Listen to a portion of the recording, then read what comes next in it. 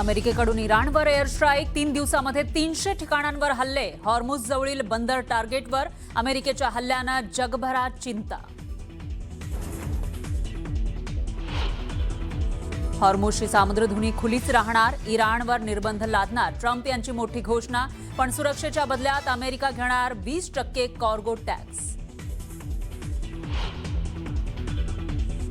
लाडकी बहीण योजनेच्या 92 लाख लाभार्थी ठरल्या अपात्र, विरोधकांकडून सरकारची कोंडी करण्याचा प्रयत्न.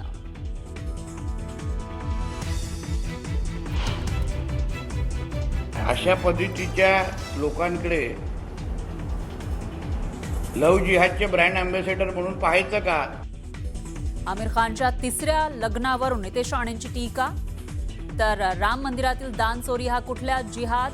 आदित्य ठाकरेंचा राणेंना सवाल.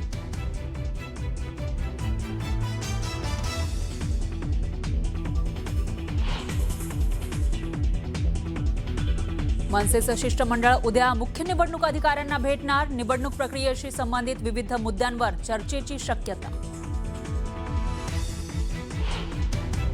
5 दिवसात उपलब्ध करा, नाही तर आम्ही 18-19 ला त्या बूस्टर कंपनीचं कार्यालय जाळून टाकतो, ऑफिस पेटून टाकतो. ते शेतकऱ्यांना दिलेल्या बोगस बियाण्यावरून आमदार बच्चू कडू आक्रमक. बियाणे कंपनीला दिला थेट इशारा. 18 जुलैनंतर मुंबईसह कोकणात मुसळधार पावसाचा इशारा. तर मराठवाडा विदर्भात पाऊस लांबण्याची शक्यता. मोशी दुर्घटनेप्रकरणी पर्यावरण विभागाचे प्रमुख संजय कुलकर्णी यांची तडकाफडकी उचलबांगडी. हलगर्जीपणा केल्याचा ठपका. तर बेस्ट टू एनर्जी प्रकल्पाबाबत उच्चस्तरीय समिती गठीत. दूध भेसळी विरोधात मंचरमध्ये निघाला सर्वपक्षीय मोर्चा. दूध भेसळ करणाऱ्यांवर कारवाईची मागणी. आणि लॉर्ड्सवर भारतीय महिला क्रिकेट संघाचा ऐतिहासिक विजय. भारतीय महिला संघाची इंग्लंडवर 270 धावांनी मात. लॉर्ड्सवरील पहिल्या महिला कसोटी सामन्यात इंग्लंडचा उडवला धुव्वा.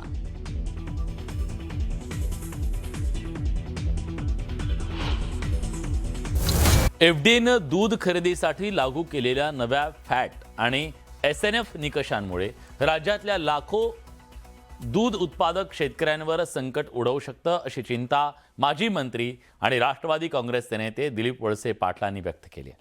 निकष पूर्ण न करणारे दूध डेअरींना स्वीकारता येणार नसल्यानं दूध संकलनावर मोठा परिणाम होण्याची शक्यता त्यांनी व्यक्त केली आहे. तर शेतकऱ्यांना घाबरून सोडू नका, असं उत्तर शरद पवारांच्या राष्ट्रवादीचे नेते देवदत्त निकम यांनी दिले.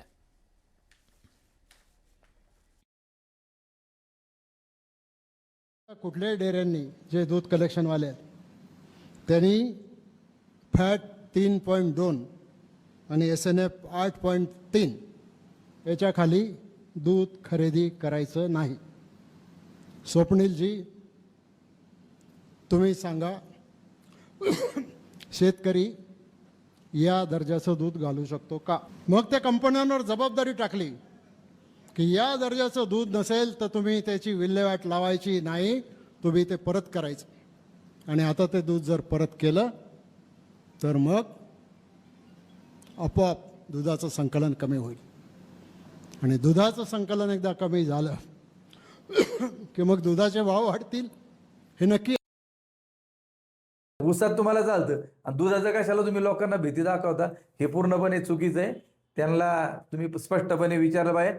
आणि दूध संस्थेमध्ये ज्यावेळी दूध गोळा केलं जातं, 100 गवळी जर असतील तर 2 ते 3 गवळ्यांचा शॅम्पल हा 3-0च्या खाली त्या ठिकाणी लागतो आणि 8 SNFच्या खाली त्या ठिकाणी लागतो. पण ओव्हरऑल जो दूध 1000 लिटर 2000 लिटर होतं त्याच्यामध्ये तो शॅम्पल एक क्वालिटीचा मिळतो.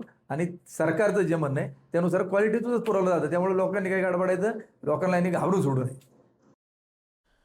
दूध भेसळीच्या विरोधात कारवाईमुळे चर्चेत असलेले एफडीएचे आयुक्त तुकाराम मुंढे यांना पंढरपूरच्या विठ्ठलाच्या शासकीय महापूजेचा मान द्यावा, अशी मागणी शिवसेनेचे नेते तथा खेड बाजार समितीचे सभापती विजयसिंह शिंदेंनी केली आहे. मंचर इथं आयोजित दूध भेसळ विरोधी एल्गार मेळाव्यात बोलताना भेसळखोरांविरोधात कठोर कारवाई करणाऱ्या तुकाराम मुंढेंच्या पाठीशी सरकारनं ठामपणे उभं राहावं, तसंच मुख्यमंत्र्यांसोबत त्यांनाही विठ्ठलाच्या महापूजेचा मान द्यावा, अशी मागणी त्यांनी केली. दूध भेसळी विरोधात मंचरमध्ये सर्वपक्षीय एल्गार मोर्चा काढण्यात आला. दूध भेसळ करणाऱ्यांच्या वर कठोर कारवाई करावी, तसंच त्यांना राजकीय संरक्षण देणाऱ्यांवर सुद्धा कारवाईची मागणी यावेळी आंदोलकांनी केली. मित्रांनो, परवा दिवशी अलंकापुरी नगरीमध्ये आमच्याकडे माऊलींच्या पालखीचं प्रस्थान त्या ठिकाणी झालं. तुकोबारायांच्या पालखीचं प्रस्थान झाल्यानंतर या दोन्ही पालख्या आळंदीमध्ये आल्या. जेव्हा आम्ही पुण्याच्या परिसरामध्ये गेलो, दोन्ही पालख्या तिथं होत्या. लोकांनी सांगितलं की महाराष्ट्राच्या मुख्यमंत्र्यांना विनंती केली पाहिजे की या महाराष्ट्रामध्ये शेतकऱ्यांसाठी लोकांच्यासाठी लढणारा तुकाराम मुंडे सारखा अधिकारी आहे. आणि जेव्हा पंढरीच्या पांडुरंगाला ही पालखी जाईल, जेव्हा महाराष्ट्राच्या मुख्यमंत्र्याच्या हस्ते पंढरीच्या पांडुरंगाचं त्या ठिकाणी महापूजा होईल, त्यावेळी जनतेसाठी लढणाऱ्या अधिकाऱ्याला देखील तुकाराम मुंडे सारख्या अधिकाऱ्याला देखील पंढरीच्या पांडुरंगाचा मान मुख्यमंत्र्यांच्या बरोबर द्या. ते कुठल्याही पक्षाचे मापे असू द्या, कुणाच्याही बगलबच्चे असू द्या, त्यांना सुट्टी देता कामा नये. महाराष्ट्राच्या मुख्यमंत्र्यांच्या निमित्तानं आमचं आव्हान आहे जुन्नर आंबेगाव खेड तालुक्यातल्या शेतकऱ्यांच्या वतीनं की महाराष्ट्राचे मुख्यमंत्री म्हणून तुकाराम मुंडेंनी जी भूमिका घेतलेली आहे, या भूमिकेला मुख्यमंत्री साहेब कंपनी तुम्ही पाठिंबा द्या, त्यांना संरक्षण द्या, अधिकार द्या, आणि जे कुणी असतील बडे असतील त्यांच्यावर कारवाई त्या ठिकाणी द्या. या महाराष्ट्राला एकदा दाखवून द्या की या महाराष्ट्रामध्ये जर लोकांच्या जीवनाशी कुणी खेळणार असेल, आरोग्याशी कुणी खेळणार असेल, तर त्याला या महाराष्ट्रामध्ये महाराष्ट्र सरकार पाठीशी घालणार नाही. ठाण्यातल्या ईस्टर्न एक्सप्रेस हायवेवरच्या तीनहात नाका परिसरातल्या फुटओव्हर ब्रिजवर लावण्यात आलेल्या वाढदिवसाचा बॅनर अचानक कोसळला. हा बॅनर थेट एका दुचाकी स्वाराच्या डोक्यावर आदळला. दरम्यान दैव बलवत्तर म्हणून सुदैवानं बाईक स्वार यातून थोडक्यात बचावला.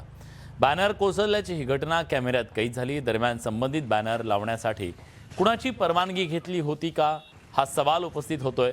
तसंच कोणत्या निकषानुसार हा बॅनर लावण्यात आला होता, असा प्रश्नही उपस्थित केला जातोय. दरम्यान या प्रकरणाची संबंधित प्रशासनानं तातडीनं चौकशी करण्याची मागणी करण्यात येते. ठाण्यातल्या तीनहात नाका परिसरात वाढदिवसाचं बॅनर हे धावत्या दुचाकी स्वारावर कोसळल्याच्या घटनेनंतर शिवप्रताप सेनेचे अध्यक्ष सुनील चौधरींनी जाहीर दिलगिरी व्यक्त केली आहे. दरम्यान या घटनेनंतर ठाणे महापालिकेनं शहरातील अनधिकृत बॅनर आणि होर्डिंग हटवण्याची मोहीम तीव्र केली आहे. सार्वजनिक सुरक्षेला धोका निर्माण करणाऱ्या बॅनर धारकांवर कठोर कारवाईचा इशारा दिला गेला आहे. ह्या घटनेमुळे त्यांना झालेल्या त्रासाबद्दल मी मनपूर्वक दिलगिरी व्यक्त करतो आणि त्याची मनापासून माफी मागतो. कोणालाही इजा पोचवण्याचं किंवा गैरसोय निर्माण करण्याचा आमचा कोणताही हेतू नव्हता. ही घटना अत्यंत दुर्दैवी आणि अनपेक्षित होती. यापुढे अशा प्रकारची घटना पुन्हा घडू नये यासाठी बॅनर्स लावताना सुरक्षेची सर्व आवश्यक काळजी घेतली जाईल.